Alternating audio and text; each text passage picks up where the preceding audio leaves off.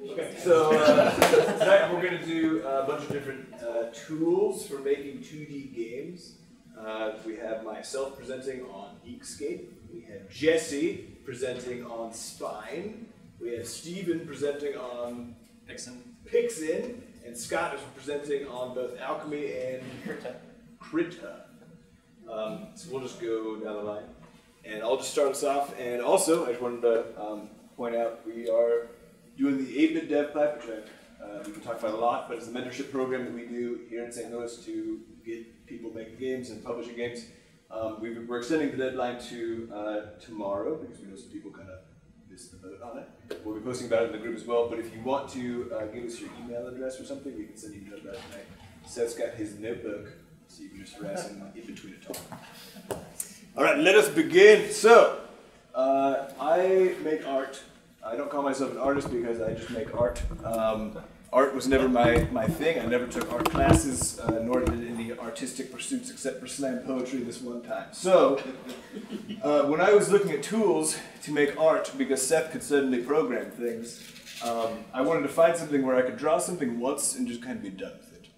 That's how I roll. That's how we do. If you notice, any of the enemies in our games face slightly downward and left, so that we can flip them this way and then just not care whether they're going up or down. So, everything gets drawn once, and I didn't want to worry about scaling stuff.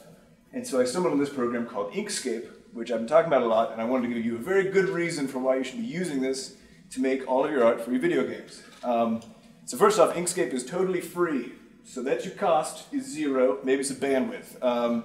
Second, it uses vectors. Vectors are what illustration programs use, like Adobe Illustrator, which costs a lot of money. This does not cost money, and it's better. So, this one on the left is the Inkscape logo as a bitmap.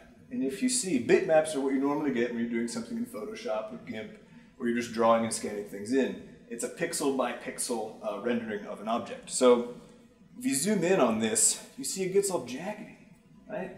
Now, this kind of breaks the rule of being able to just do whatever you want and scale this to the size of a billboard and ship it, right?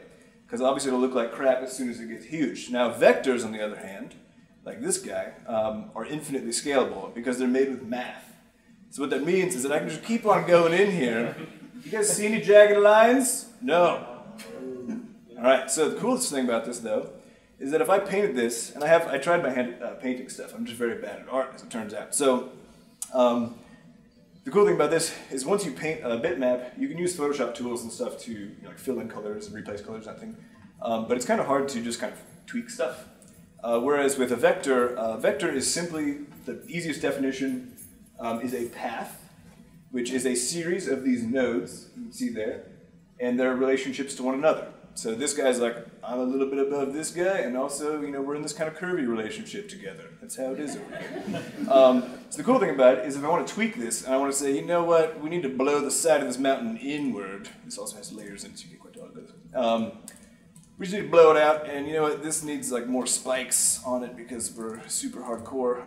Then I can just do that and it's not a big deal. And I can change the color as I please, as well as the line color.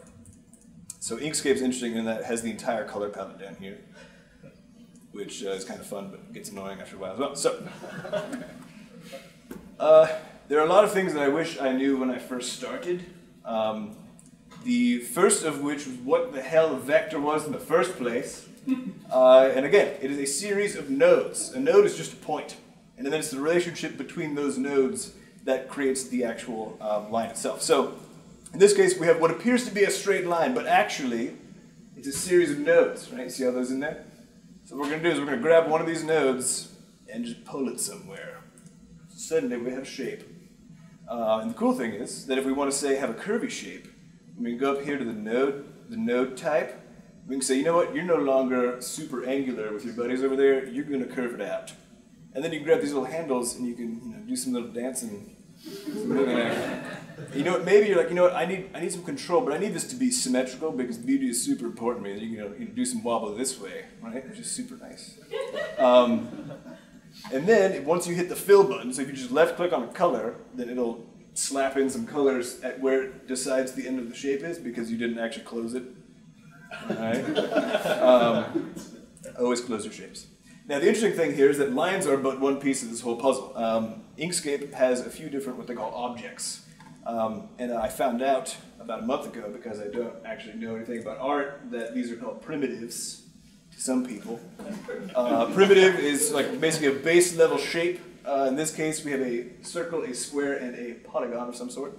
Inkscape treats these as their own separate things before treating them as a path. So in this case, you look over here, we've got all these sweet tools, but we don't actually care about 90% of them.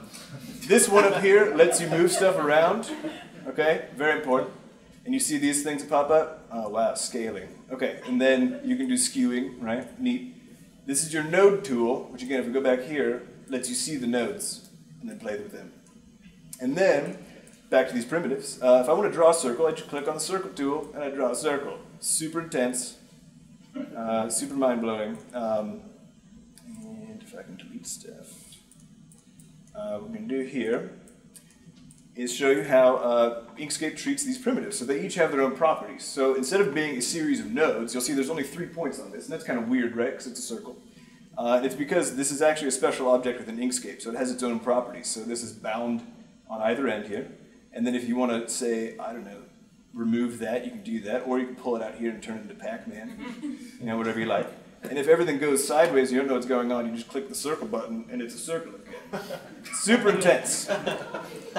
Illustrator, by the way, I did play with quite a bit, and it was not nearly as enjoyable. So, here's squares. Watch this. Wow. Mind blown. Polygons get really interesting. So here's your little polygon tool, this yellow one over here. It even says create stars and polygons if you're confused. So you click on it and then you can reduce the number of corners, right?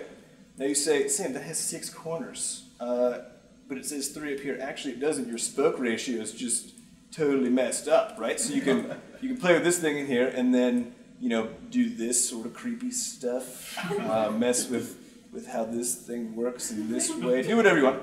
And then at the end of the day, if you're like, you know what, I really just need to mess with that point on the right is just bothering me. You go to path, object to path, that's no longer a polygon by the polygon tool, it's a thing for you to play with. So you go in here and, you know, boom, we have a fan blade, I guess. Okay. The second thing that would have been nice, had I known what I was doing, I drew this yesterday, 2 days ago. It's a creature from Crashlands. Is the simplify function. You can see this text here. As it goes to the right, it kind of starts getting wiggly. There's again, you're not actually drawing anything when you're drawing in Inkscape. You're just, you're drawing math, I guess. It's the easiest way to think about it. So if you make a shape like this, what you can do is if you know that doesn't quite fit your fancy as far as where it should be in terms of its shape, you just hit the tab key or simplify. So you go to path, simplify, and then it'll kind of wiggle the nodes around. You see the nodes here. It's using an algorithm to kind of smooth things out, and I'll show you in a more intense fashion because Inkscape's default pencil tool setting has a smoothing of like 6. And what this looks like is it looks like you have all kinds of shaky hand problems. So look at the number of nodes that just got created, right? Now when I was first making stuff, I couldn't figure out what in the hell was going on. And there are no basic level tutorials that were like, you just need to slide this slider bar up here to 32, which is about what I use. So if something like this happens to you, you just hit the simplify function, boom, nice and smooth. Right? You see that in black, I guess. So, if you want to see what happens when we do that on a guy who's already made, who's a little bit more complicated, I'm just going to hold this key for a second. It has an acceleration on it, which causes it to kind of ramp up how aggressively it will morph things over time. It's a little creepy. So, just a broader point there. So, the next thing is functions. And this is for some reason not in the right font, but don't worry about it. So, say you have 3 shapes. Say you are building an ant, one of many things you need in your game, but you don't necessarily want all these to actually be different body segments, right? Maybe you want them all stuck together. Rather than, say, paint an object that is that particular shape, you can kind of approximate the shape and much more like sculpting, actually add and subtract until you get to what you want. So In this case, we're going to go, these are two paths. This is two pieces of math. All we're going to do is we're going to say union, which is add them together. You can look at the little shape to get an idea of what's going to happen. And then suddenly we have this thing going on. If we come in here, then now we can actually maybe do, I don't know, intersection. Now we just have this thing. And then say we want, I don't know, just bend it around, whatever you want to do. So these functions allow you to very, very rapidly do things like shadowing. So, for example, when I started, I still don't know where shadows are supposed to go. So what I do is very intense. I take the pencil tool, again, at 32-ish, and I go like this. And then we're going to grab this, duplicate it, grab that, intersect it, turn it black, drop the opacity to 30, which is what my shadows are, and suddenly there's a shadow on. So maybe even add 2. Wow. I think Pac-Man needs to shave. Yeah, we've got some stuff. So just for freaky factor, we're gonna add these guys together. And you're going to see all kinds of stuff break. So suddenly the crystal's on top of his head, whatever else. But that gets to what we're going to talk about next, which is grouping. Because currently, this is all grouped together. And because these got added together, you know, these are one group, and this is another group. So grouping is your ability to take disparate pieces that you made and group them together so you can perform manipulations on them. So in this case, I have this wet, which is a Crashing's creature, and this fir grass tree stuck together. Because maybe it's the case that in this particular thing I'm making, I want to, you know, I don't know, rotate them around a central point together. Or if you're using limbs for a character animation, something like that, you can grab all the pieces of the arm that you've taken an hour and a half to draw. Rather than taking it piece by piece and rotating them, you just select the whole thing, group it, and then wiggle it around. And I saw someone mention something about tiling. People are always complaining about tiling because it's very difficult. Okay? Good question? You hit the Control-Shift-G or go to Object, Ungroup. So if you want me to, for example, another reason this is important is that, so say I want to add like, I need all of these to actually be white outlined. I'm changing my art style completely. I just go like this. And then that's all done, right? Because they're all grouped together, so as soon as I hit the stroke key, then it will perform that action on every single one of those. So the thing is, you can't do those function interactions between groups because it's not one-to-one objects, right? That's like a ton of objects stuck together. So this is, you know, probably like 200 objects. Each one of these is. We zoom in here and look at this. You have all these shadows here. You have all these lines, etc. That's your question? Make sense? Okay, so let's get to clones. So a lot of 2D games are made with, the environments are made with tiles because it's very easy to very rapidly make these things. You make a few variations and you're pretty much good to go. So someone asked about tiling, and again, you can do all this within Inkscape. So again, using the grouping function, I now have these bunch of objects here, right? So each one of these things, this is one, this is one, this is actually a square primitive. All of these things together form this group. And again, what that would allow me to do is perform these sort of actions on it if I wanted to.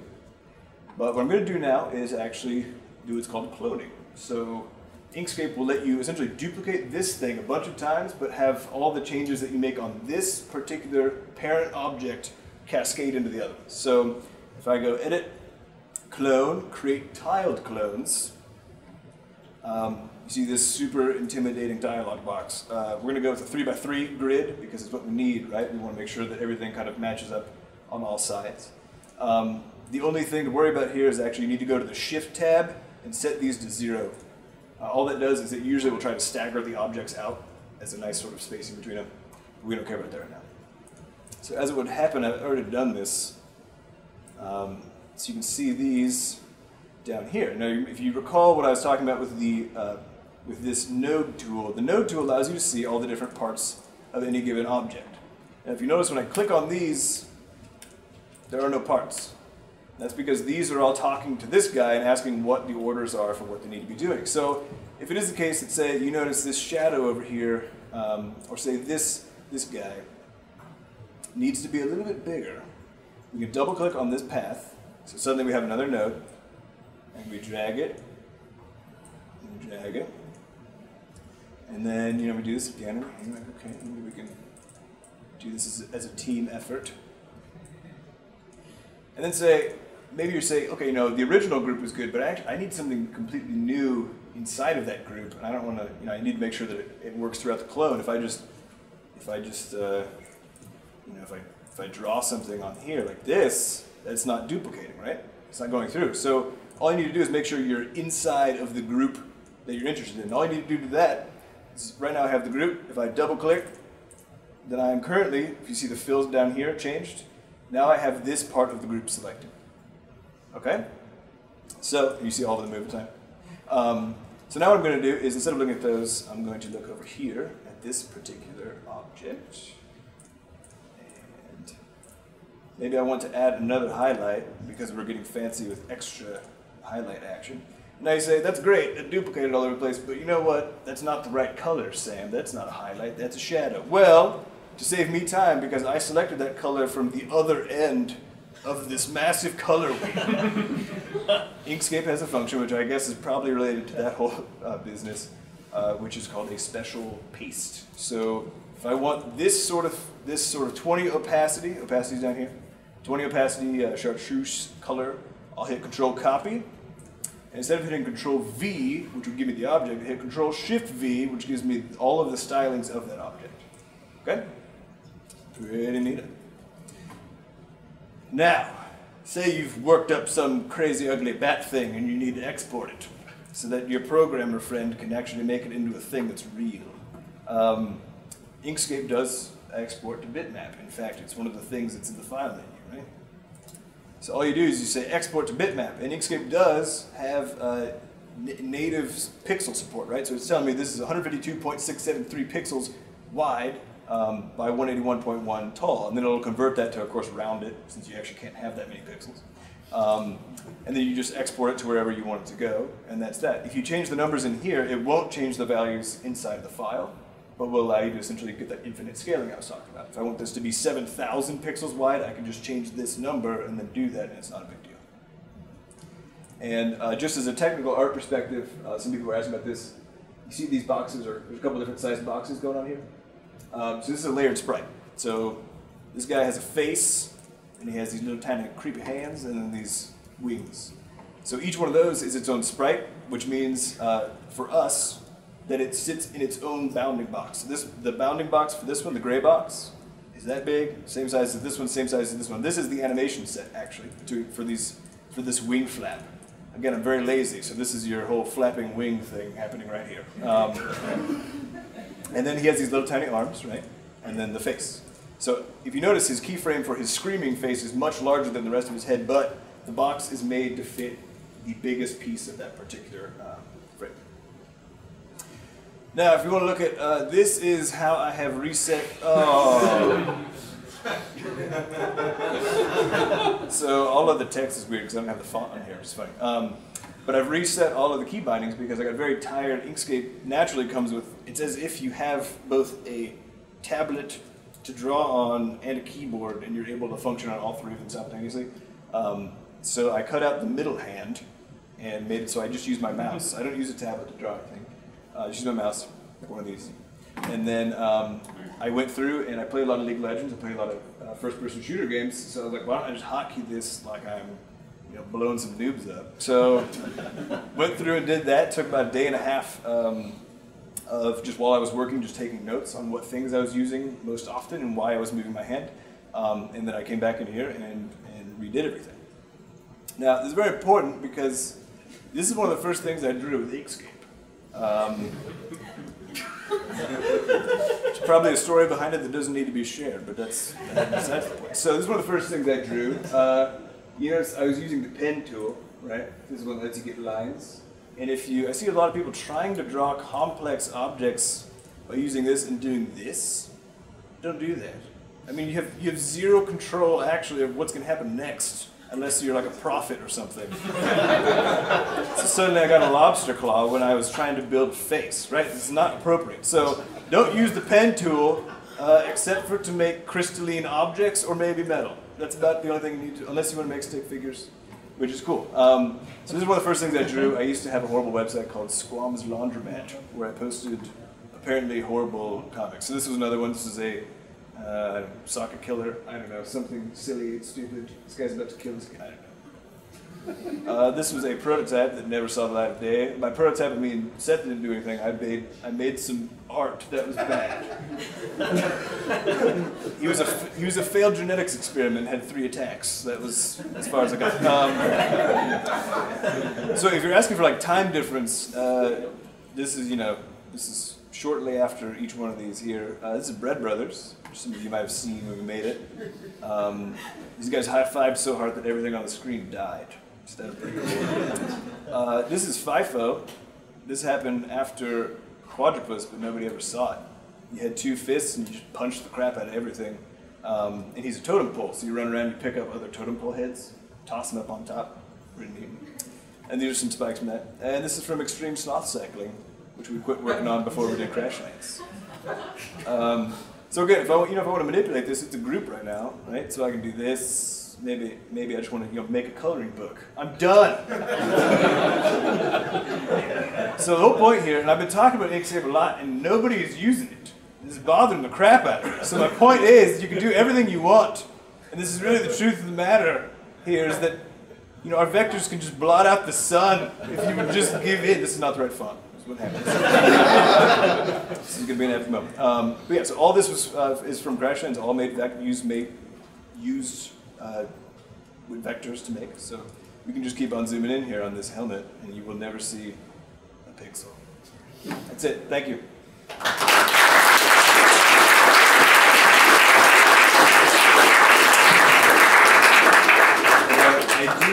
I'm going to post a link to my fuck this entire half XML document, so you can just pull that into yours. You don't have to worry about coding anything. I'll give you that.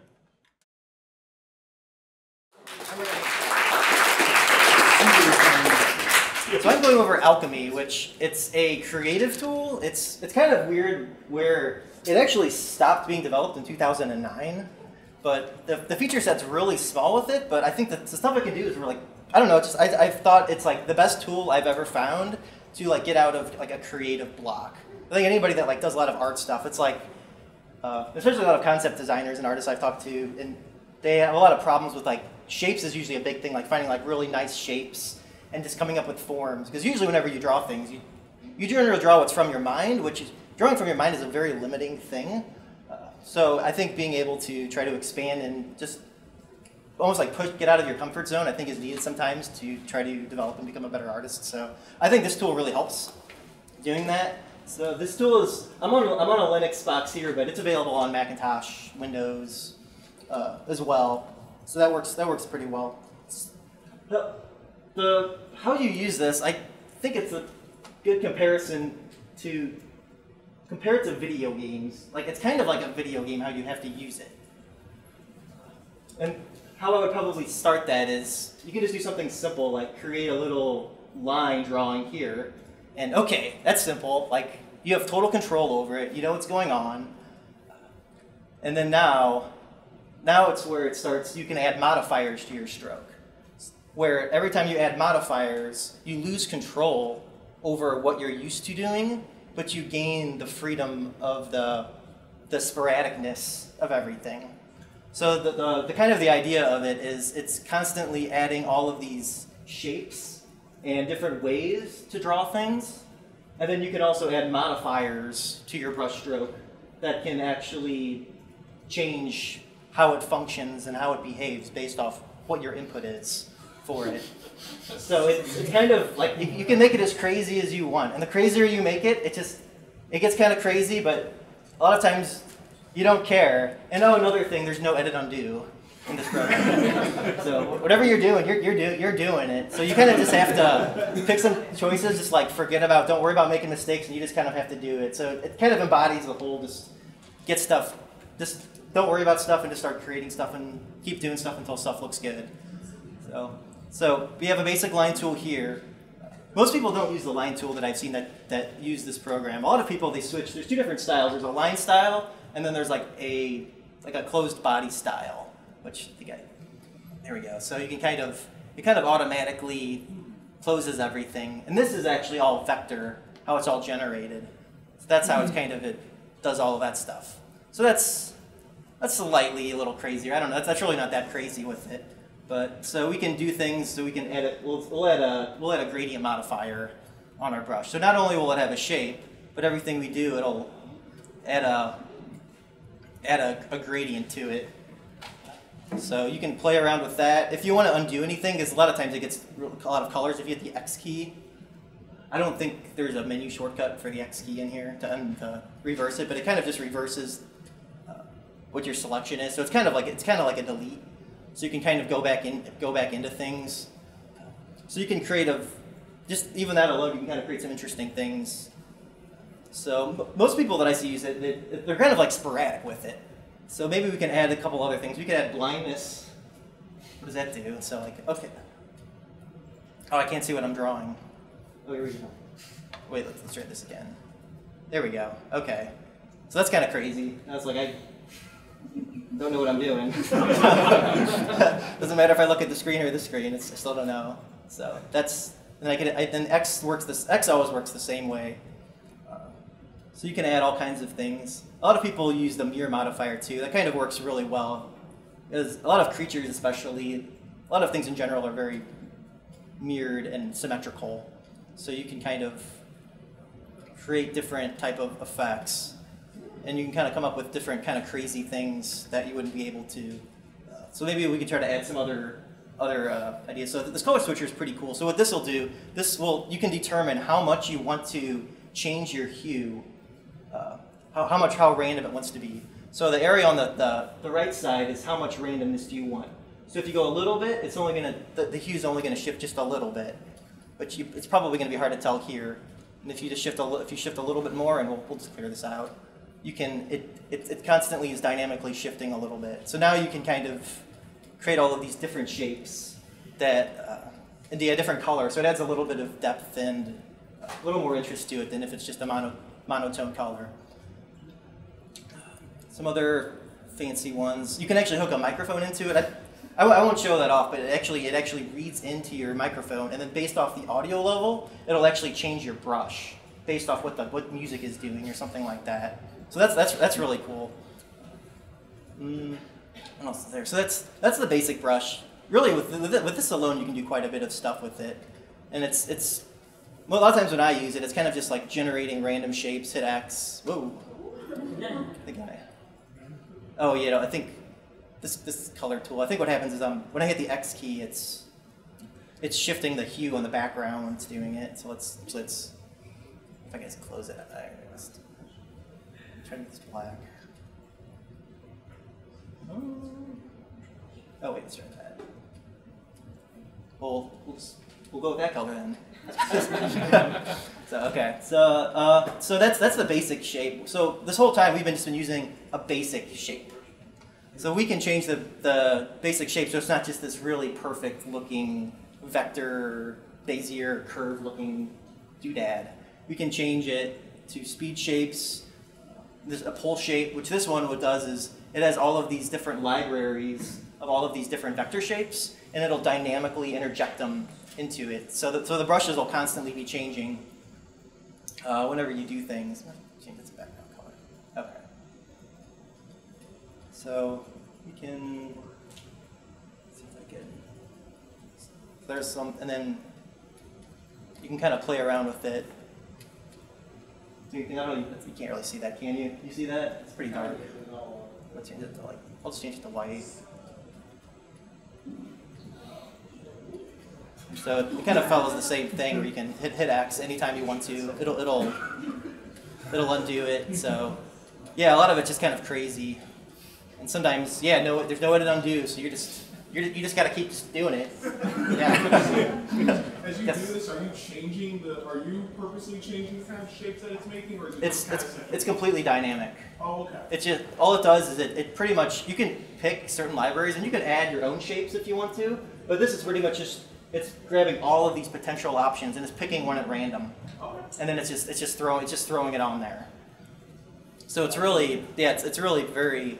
It's actually really cool. It's really just it's pretty organic. So anytime I've used it, it's usually just coming up with kind of crazy ideas until something looks like I call it it's a good big ink blot program. You just come up with all these crazy stuff, And then once you find something like, oh, this is a cool idea, like this kind of looks like maybe a head of a goat, and maybe it has something like massive horns, or you can kind of look into details, but it's something you would have never been able to come up with if you were just trying to like think from your mind and draw from there.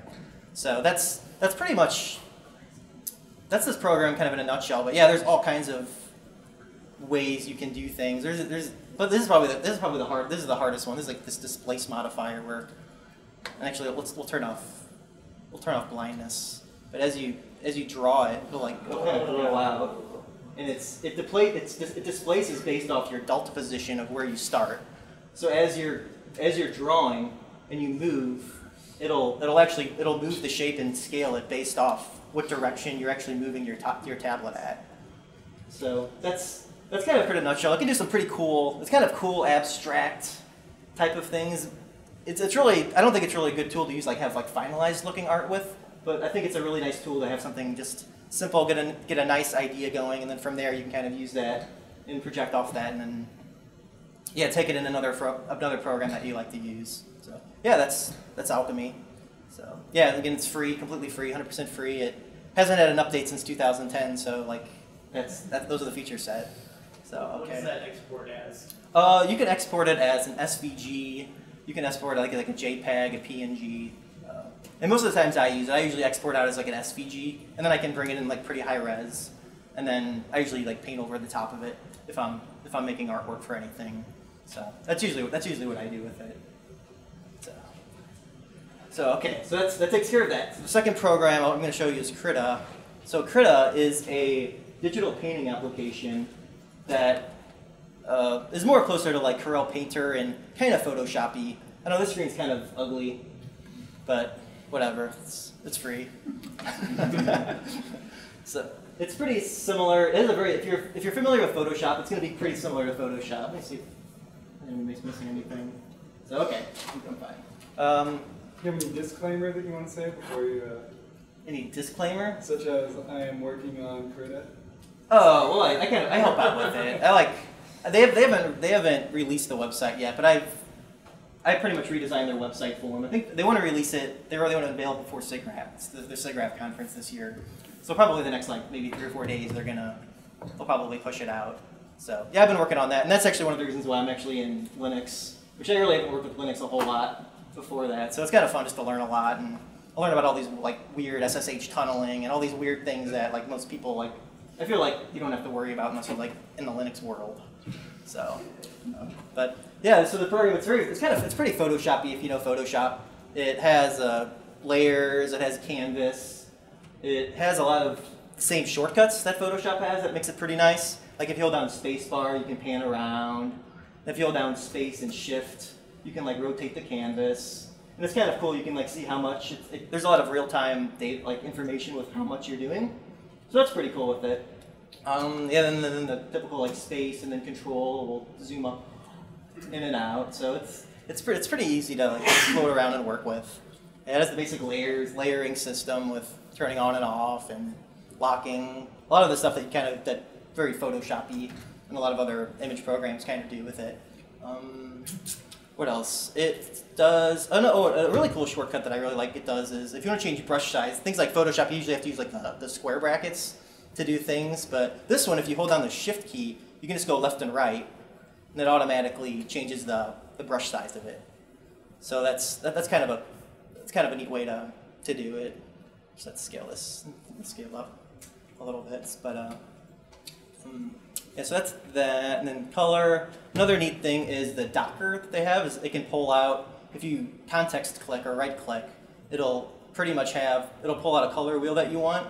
It'll pull out all of your previous values. So say if I start painting with, I don't think I can pick the color. Well, here we go. Yeah. So okay, say if I pick that color, then it's going to save that as part of one of my previously selected. So it saves up to 8 or 10 of your previously selected colors. Yeah, the brushes, it saves your past 10, your favorite ones. And then I think this, I don't remember what this does. It said to do something with your foreground and background color. But yeah, so that's kind of the basic interface of it. I think, just want to go over. Oh yeah, so like game stuff. I know Wes mentioned the wrapper, like the tileable. So how Krita does it is it actually, so like we'll do an example. We'll maybe able to just do like a 256 by 256. So say we want to make a forest. So we're gonna have this like forest tile, so everything tiles out. So we have this nice trees. So probably like usually the time I do this tiling stuff, usually the first thing I do like, we'll just create one kind of on the center of it, and then we'll kind of maybe, this is a terrible looking tree, but so tree, ugh. Brushes. I think maybe I'm on the wrong tool. Oh, there. Brushes. Wow, I was gonna redo that. Okay. Then the brush is cool because you can actually select brushes. You can go to this tile thing, and it has all these the preset brushes that you can select from. So these are pretty cool. It's kind of big. So maybe whatever. I'm not gonna worry about having good art skills right now. So maybe, and some tools you could like have a couple trees. Oops, maybe we won't do that. And then like maybe you'd like use like an offset tool and then figure it out from there. But this one, there's actually a mode called wraparound mode. So you can press the W key, or you can use the menu. But I usually just hit the W key. So it instantly scales it out in all directions and everything. So it works. So like it scales it rotates, and it does it dynamically. And the one nice thing about this is, even after it doesn't limit you to drawing in this square. Like say if you're like, oh, like I want to like, there's a lot of white space right here. I want to like fill that gap. I mean, you can just do that. You can just fill it, and then it automatically mirrors it to the different sides. And yeah, so like, and when you're in this mode, this panel doesn't even really matter. I mean, I could paint up here if I want to, and I can add more. I can add more things. Oh, I think mine's going slow. My computer doesn't do good with 2 monitors. I think that's probably why it's going slow.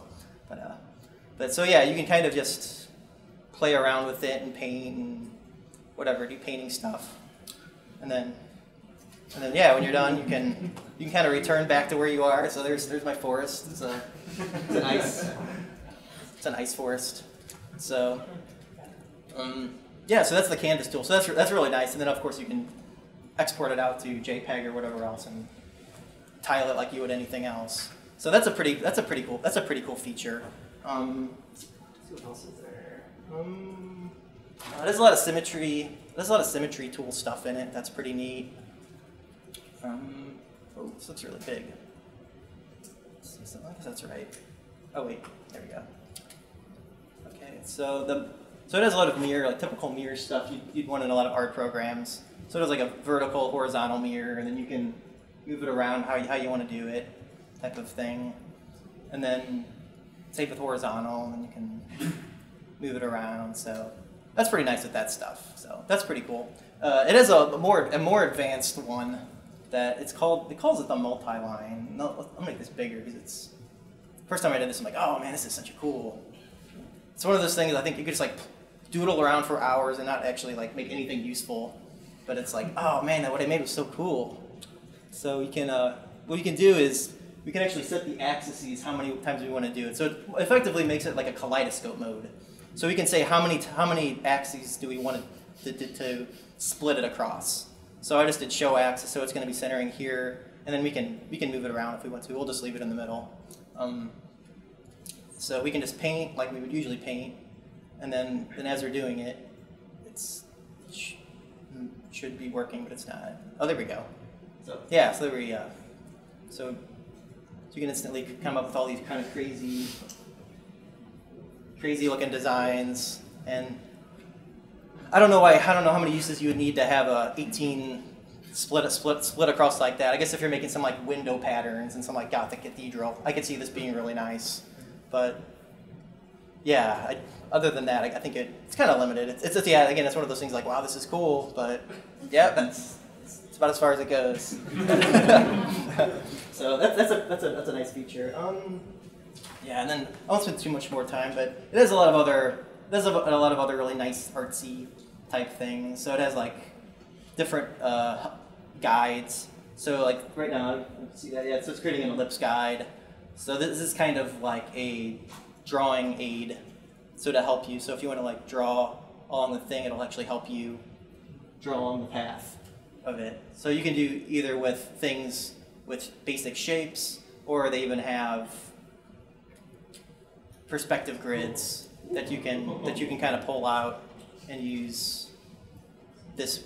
I don't know. What am I doing? But so yeah, and then obviously you can. It's weird if you pull the corners. You can move it that way, and then if you want to actually, you can make multiple ones. If you pull the middle ones, you can pull it out, and then you can have multiple perspective things. And yeah, it kind of works the same way where it guides, and it'll snap to it based off how much you want. So in a lot of the tool settings, they have this thing called an assistant. So that's kind of like the magnetic pull for any of these aids that get used for it. So that's a really cool tool as well. So the only last thing I want to cover, and I can finish up, is actually I guess we don't really need that, is the brush engine, which it's not very, I don't think it's laid out very well, but it's really powerful. So you're supposed to start, they actually have this many brush engines that can do things, and I guess the difference between like, I think people are more familiar with Photoshop or more familiar with like basic like pixel type brush engines where it's just click your stamp, change some settings, and then go. Where this one, it has other, I guess you can generate other behavior in it. So like this one, it'll be like a grid based one. So it'll only draw on certain grids, and then you can have the division type of thing. So like the harder you press it, it'll actually subdivide it. So it's kind of like a brush, but it kind of has its own special behavior for doing things. So there's another one that's pretty cool, like a sketch brush. So I don't know if you can see that, but yeah, as you kind of get closer to other lines, it's kind of hard to see with this one, but yeah, it kind of interacts and it kind of creates some interesting effects. So yeah, there's all kinds of brush stuffs for this. So yeah, that's pretty much the program. You can export it out as anything you would ever need it to for game stuff. I mean, whatever you want to do, JPEGs, PNGs. You can export it out as a Photoshop file if you want to, or TIFF. So yeah, pretty much any format that any of the game engines support, you can export this stuff out to. Yeah, that's pretty much. I think that's pretty much. Yeah, that's Krita. So, any questions? This was free as well? This is free as well. It has obviously it has a Linux build, but it also has a Windows build that's pretty stable. And they just introduced a Mac OS X build that's very, very unstable. I wouldn't recommend using it for Mac. It's just, I mean, not Mac's bad, but like it's just they did it to say that they could do it, but it's not stable at all. So I wouldn't use it. And yeah, don't use the text tool. If you have to do something with text, there's a text tool, but it just, even the developers are like, yeah, just do not use that tool. It's like, yeah, we know we need to rewrite that tool. This tool is terrible. But yeah, that's pretty much it. Any other questions? Yeah. Did you say that some of the brushes, like that sketch tool, isn't that also in Alchemy?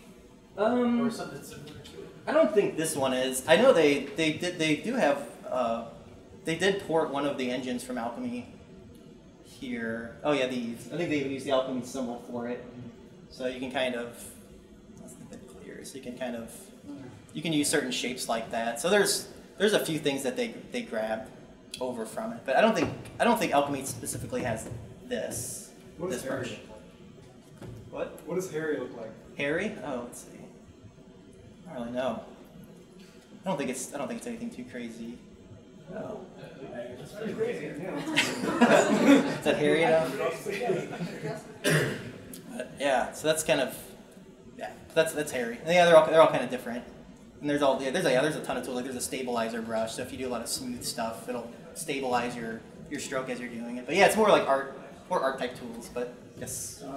Do you know if they're working on making a more reliable version for the Mac? Or well, they just had a Kickstarter that it succeeded. So they're adding new features, but they didn't get enough people, or they didn't reach their stretch goal to have a stable Mac version of it.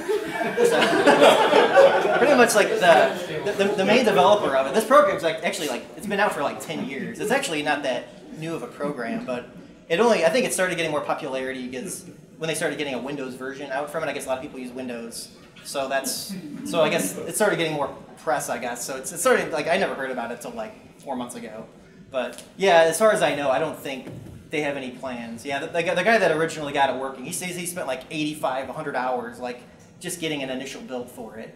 And the framework that they use the Qt framework for doing all of the programming stuff. So it's a really good cross-platform framing for building out to different operating systems. But yeah, it just takes a lot of work with a lot of like memory management and just how the different operating systems work. So yeah, I mean you could try it. I mean I haven't tried it, but it might be okay. All right, is that it? All right, thank you.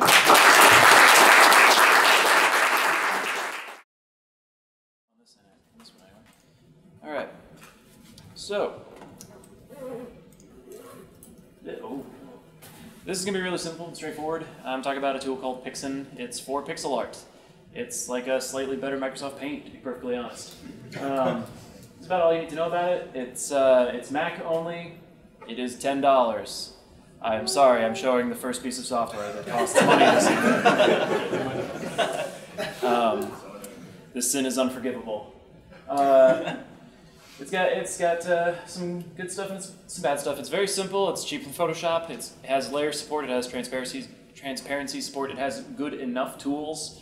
It makes it really easy to make GIFs and have a solid amount of control over their timing and everything. There is tablet support. I don't use a tablet. I use this. Or the trackpad if I'm feeling particularly insane that day.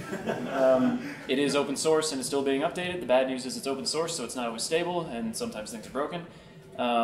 Mac only, it costs money. Obviously, you're not going to use this if you want to make anything large, because this is for pixel art, so you want to be doing small stuff here. Otherwise, get yourself some vector art. Also, it definitely doesn't have the same kind of brush support as either Krita or I mean, Inkscape isn't really brushes, but like, it doesn't have that. You are working with pixels. Things will be square. Deal with it. And that's all the presentation that needs to happen there. So oh god, everything. Okay, maybe small over here. So I figured I'd just show off some stuff that I've actually made with it.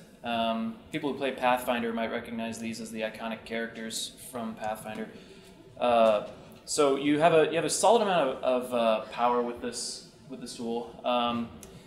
For one thing that's really nice about it, it tracks all of the colors that you use. In this case, well, this is a lot of disparate pieces, so it has a shit ton of colors in it. However, zooming in on just one of them, you can maintain a really man. This does not look as good on the projector as it does on the screen. But you've got all the colors that show up in the document here, sorted by frequency. You can change your background to whatever color you want. I always choose neon pink because I don't tend to draw stuff that's neon pink, so it contrasts well. You can control what kind of background you have. However, most other things get kind of disorienting at this level. God help if you want the checkered, because then you're looking at squares behind squares that are not the same size as the other squares. And if you get them to the same size, then you just think, did I draw gray there, or no? So it's a lot easier to just go with like a flat background of a color that you're not going to use. But yeah, it's got layer support. You can drag layers around, move stuff behind there. You've got opacity tools. So, oh, ghost guns, okay. But yeah, and I normally just build stuff from layers, like get the basic shape of something, then start adding the other stuff on separate layers. Yeah, I work low res with all of these things here. Each one is a single sprite that only uses 16 different colors. Of course, all told, it uses 200, so there's a lot. But yeah, you've got a basic but competent set of tools for it. Like, let's say we want to work with this guy here. By default, I like to set it up so, no, stop leaving tracers. I think it does not like that we're on a projector.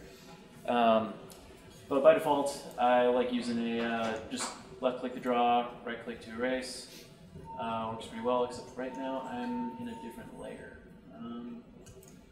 But yeah, woo, erasing shit. Got fill tool, you've got a magic wand for the first wrong mouse button. Yeah, so you can do the awesome select all the color. You've got basic selection tools, eyedropper. This is not a complex tool. This is not your vector art. This is not fancy math. You're just moving pixels around on the screen. And yeah, it does a pretty good job of it. You can set up your own palettes. It's really tiny on the projector, but you can set up your own palettes and have those persist across documents. You can import palettes from other stuff. Another cool thing you can do is you can say, let's say I want their hat to not be brown anymore. I can take all of the brown in that image and switch it to neon green. Not as good of a choice here, obviously, because I use the brown in other places. But yeah, so in a nutshell, I closed the palette. I am doing well tonight.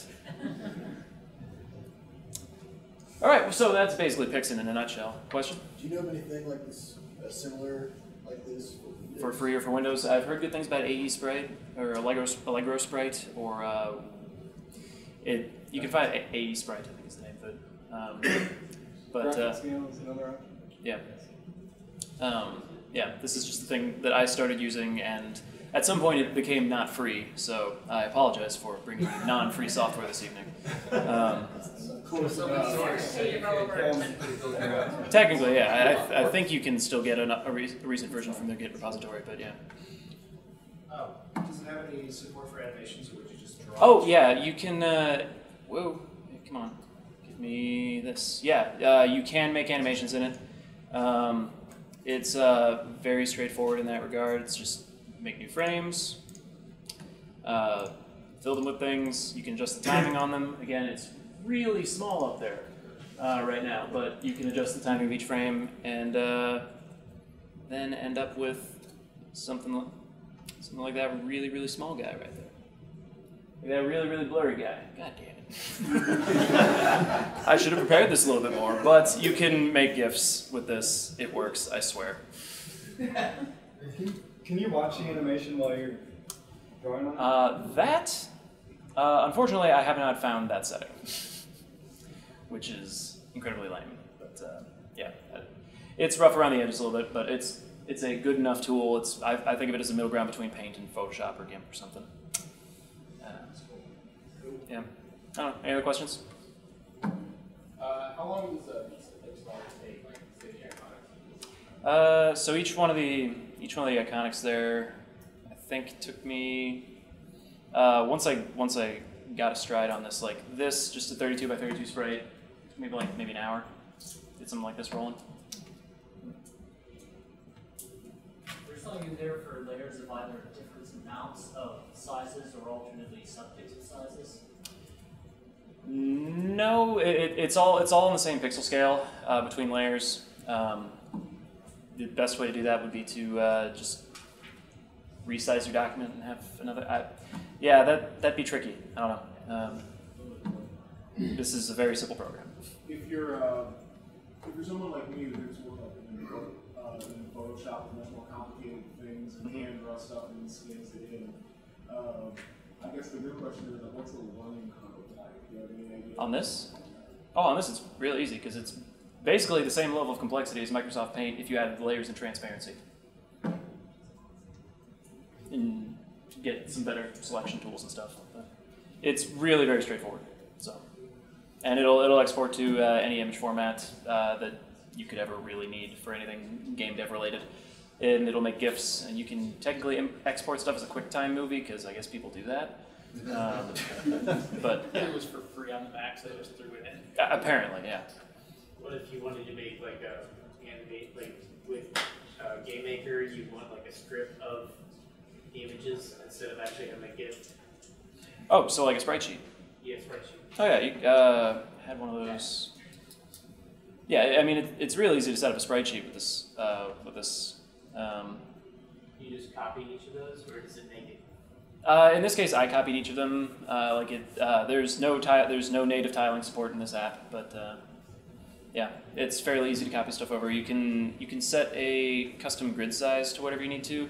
So, for instance, in this case, each of these sprites is 32 by 64. My grid's not showing up very well. Let's make it a different color. Let's make it bright the hell red. No, bright the hell red. Shows up great on the pink. Good choice. Good choice.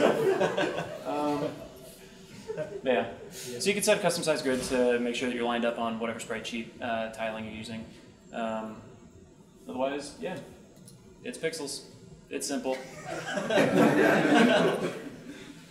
As my mouse and laptop slowly slide down the podium. All right, but I think that's about it, unless there's any other questions. Cool. There we go. Hey, everybody.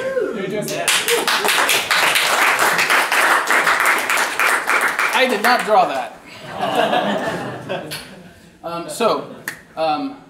Everybody else has been showing you tools how to create pretty art, like how to draw things. I'm just going to show you a tool how to move things around once somebody else has drawn them, because I am not an artist. So there was an awesome slide in Sam's presentation where he showed a whole bunch of pieces of his bat all separated out. So Spine, the tool I'm about to show, is something you could take all of those pieces and put it together and make an animation out of it. So for example, in the awesome dragon guy we've got there, where's my mouse? You can see there's a bunch of pieces and they are all separable. And we can do cool things like move them around, that sort of stuff. But the reason I loaded up the dragon is I wanted to start with something that looks really awesome and what you can do with this tool. So each piece, the eye, the mouth, the hands, the wings, those are all separate images. Somebody drew them, probably in something like Photoshop or something, and then or Inkscape, more likely. And then somebody brought them into Spine and animated. And you can see cool things like, traditionally, one complaint I've heard about skeletal animation tools. Is everybody here familiar with the term skeletal animation? Okay, so not everybody. So during Sam's presentation, he talked about grabbing a group of objects, like say they're all next to each other, 3 pieces of the arm. You would grab all 3 and rotate together, right? So rather than rotate the individual pieces, you can grab, why are bones not showing? There we go. You could grab, say this tail piece right here. I could grab it, and when I rotate, the entire tail moves, right? And so the creature is built into a skeletal hierarchy where each of these little arrows is a bone, and when you rotate one piece, it rotates every child bone. So there's the whole dragon. There's the tip. That's his whole hindquarters. He's doing a funky dance, and you can do cool stuff here. I think they've got some cool IK in here. So now that I've selected all that, yeah, you can see him waving his tail. So you guys like dragon tails, I can tell. So it tastes good. So anyway, so there's one complaint that I've seen with skeletal animation tools is that the animations all come out looking like paper dolls, right? You can only see them, they're flat, they don't do any cool transitions. But notice the wing there. If we were just doing rotations and translations on that wing, it wouldn't look like it was flapping, it would just like it was moving up and down, it would look stupid. But if I scrub through the animation, you can see it changing there, right? And so there are really cool things you can do in skeletal animation now. So this guy is really awesome. And I'm going to show you one more example before I show you how I create things like this. I did not create that, but how I would create something like that. Don't save because I'll screw it up. Do without saving. So go up. Oh, wrong one. Oh yeah, that's why headphones turned off, because it was dumb.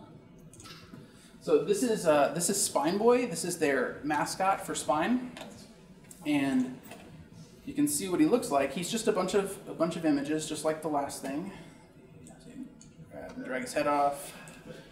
So, he's just a bunch of images, but when you put it together, you get pretty cool effects. And I got bones turned on again. Oh, it's like it. So it's pretty cool. In the newest versions, they've got really cool IK tools that's inverse kinematics, where you can lock features. So if I say I want his foot to stay solidly on the ground, normally what happens when you rotate something, so if I grab in his midsection somewhere here, rotate, it's gonna rotate all this stuff. If I grab his leg, it'll rotate there. So if I want the character to lean over, but I want his foot to stay on the ground, Well, that's not going to work because when I lean him over, his foot's going to rotate off. So the old way of doing things, you would simply guess, well, his foot looked like it was right about here, or they might have some onion skinning tools, and so you would rotate, but then put the foot back where it was. So in this version, they've got some cool stuff, which I don't know how to use it, but you can see his foot sliding along the ground perfectly without any wobble. Very, very cool stuff. I don't think I killed him. He looks good. So I will show you something I made. Prepare to have your minds blown. You already blew our minds, Jesse. What else can you do? You'll see in a second. Dinosaur. Dinosaur. We have a dinosaur. All right, so I did not draw that. Google Images drew that for me. So you might notice he does not have a front legs, his little stumpy arms. They're missing. I intentionally deleted them so I could show you how we would add something like that. So I've got T-Rex lower arm and upper arm here. I drag them in. Bam, we got some arms stuff. And you can see my skills of an artist. I didn't actually delete the arm out properly when I edited it. So I will just simply drag this up here, and his other arm goes over here. Sort of. That's great. It is really hard to see on this thing. Yeah. So I want to select. What the heck's the root bone doing down his butt? Who created this thing? All right, so I've got, that doesn't make any sense. So what I want to do is I want to create a skeletal hierarchy. You saw that I moved the images in and I put them roughly where they go.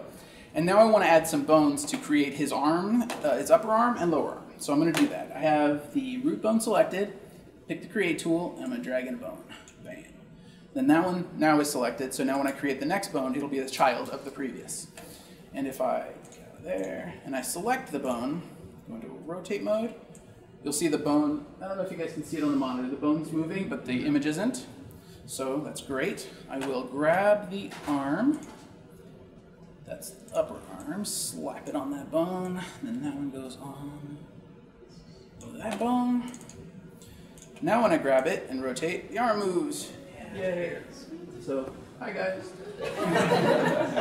Okay. So you could very quickly then, now that I have this whole creature rigged, we could create cool animations. I could grab the root bone, which is in his butt for some reason, rotate him around, say I want his leg down here, I want him to stand up. It's like here. So he only has one arm. I never put the other one in the back there.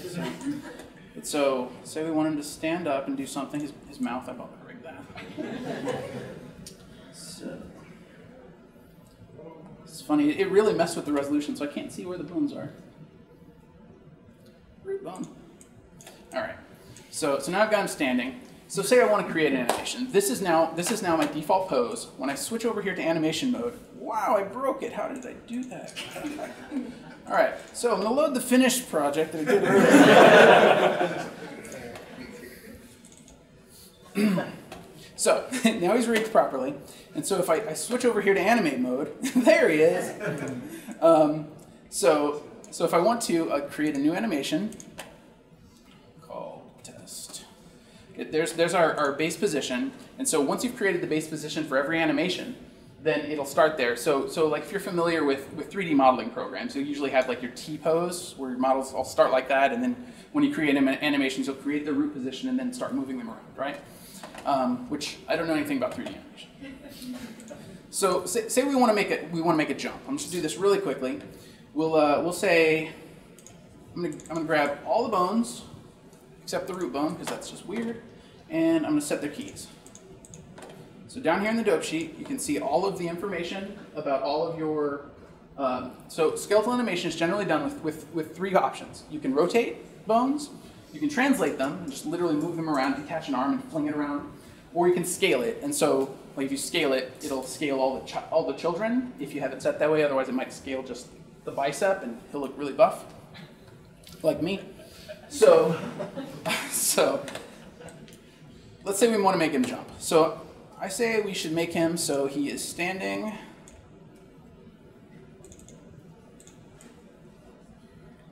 like that, because that's a manly pose. So that will be my root, or my base position. Then I'm going to scrub way over here, so about keyframe 60. Did I not? Hey, look, I didn't actually set that. Whoa, hello! Let's try that again. That was pretty awesome. So this is sort of like Alchemy, where you just do random things.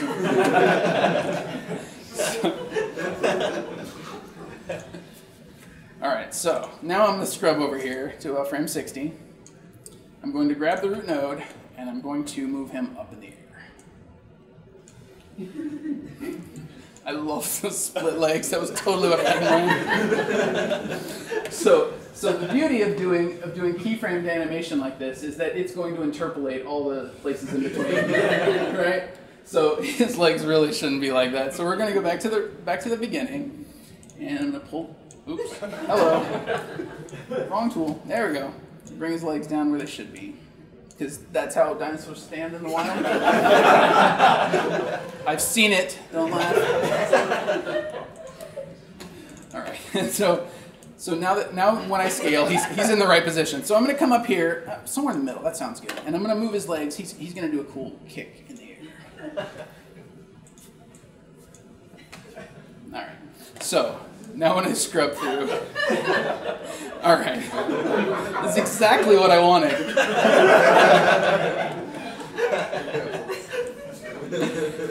Up there, even better. I'm gonna do some crazy stuff here.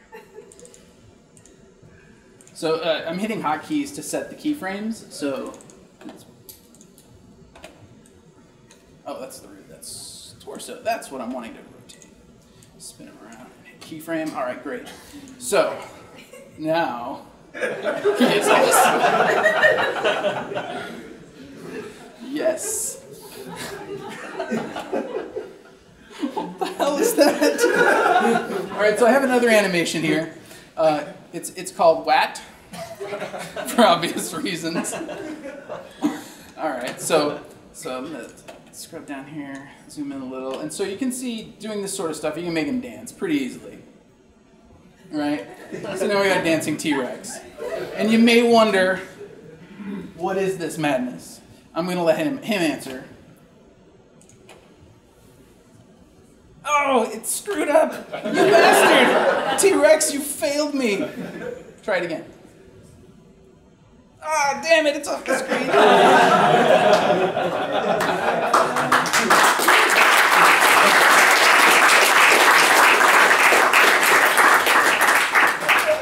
I spent an hour doing that.